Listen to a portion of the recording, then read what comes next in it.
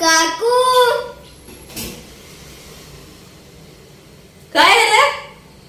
धरा आमच्या घराची चावी आणि पप्पा आला ना तर त्यांना द्या. आणि तू कुठं निघालायस?